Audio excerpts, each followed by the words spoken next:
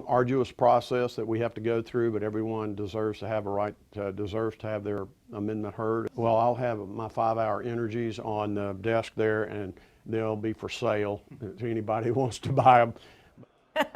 In a few hours from now, state lawmakers are heading to the Capitol, probably right now. In a few hours, they're going to start debating what is going to be in the budget. They have a lot to go over.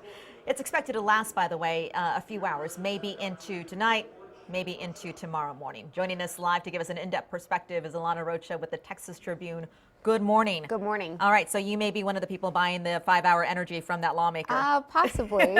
I'll probably be popping in and out, but we will have reporters in the chamber well into tomorrow when this is expected to go into. Okay, tell us what we can expect going into this debate. Well, you mentioned 400 amendments, 402 to be exact. 402. To put it in perspective, last time around the House, there were 350 amendments filed, and that debate went 18 hours. Oh, boy. Granted, they don't bring up all the amendments. It's up to the House parliamentarian and the House staff to decide which bills are relevant. Also, $218 billion budget, but that doesn't mean that it's going to grow with all these amendments. The House voted on a put and take policy. Okay. If an amendment adds money, then that author of the amendment has to find that similar amount of money elsewhere to strip out. That makes sense. Yeah. Okay, so when it comes to the debate and what they're going through, when it comes to the amendments, are there anything that is really controversial in here that we should watch out for, that they will for sure debate on for a little more time? Well, a theme of this session is just the different priorities between the House and Senate. Right. A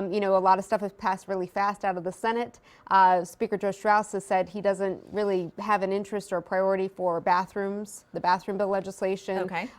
School vouchers, school private choice funding, and border security. There's several amendments here that would divert some of the $800 million that went to DPS last time around to veterans programs and just away from DPS and border security. Okay. You're also talking about something that I think just was shocking to me when I saw the numbers and when I read about it, sexual assault on campus and sex offenders as well. What is the Tribune finding? Well, I think it'd be surprising for people to learn. It's House Bill 355 by John Rainey, Republican out of College Station, just kind of in light of the Baylor sexual assault scandal. There are several measures filed to help prevent that on campuses. 650 students at state universities around Texas are registered sex offenders. Oh, wow. And so this bill would prohibit them from living on campus. The most serious ones, it would still give some discretion to schools for low-level offenders, as Rainey puts it, stupid kids who maybe urinate in public and then end up with that. So, right. It's just, again, one of several measures. Okay, at the federal level, let's talk about President Trump and Rick Perry. He was in the news yesterday. What's happening there? Yeah, he's now going to be a member of the National Security Council. It's not really a surprise. There is precedent for this. His predecessor as Energy Secretary was key in the Iran nuclear deal, as the Energy Secretary oversees the nuclear arsenal. So it makes sense, but of course it's Texas news when it involves our former governor. And does the president actually tap Perry and say, hey, I want you on this?